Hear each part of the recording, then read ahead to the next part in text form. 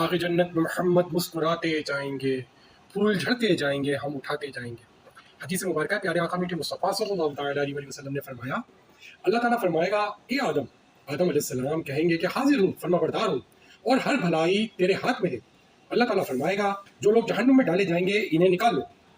آدم علیہ السلام پوچھیں گے جہنم میں ڈالے جانے والے لوگ کتنے ہیں؟ اللہ تعالیٰ فرمائے گا ہر 1000 میں سے 999۔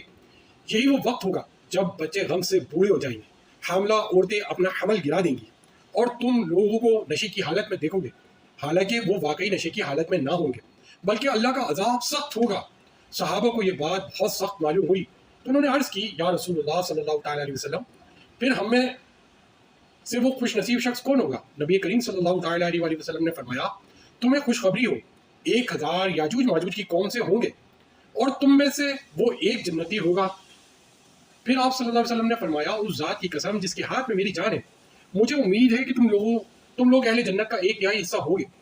راوی نے بیان کیا کہ ہم نے اس پر اللہ کی حمد بیان کی اور اس کی تکبیر کہی۔ پھر نبی کریم صلی اللہ تعالیٰ علیہ وسلم نے فرمایا اس ذات کی قسم جس کے ہاتھ میں میری جان ہے، مجھے امید ہے کہ آدھا حصہ اہل جنت کا تم لوگ ہوگے۔ تمہاری مثل دوسری امتوں کے مقابلے میں ایسی ہے جیسے کسی سیاہ بیل کے جسم پر سفید بالوں کی تعداد ہوتی ہے، یا وہ سفید داغ جو گدھے کے آگے پاؤں پر ہوتا ہے۔ رواہ البخاری، حدیث نمبر 6530۔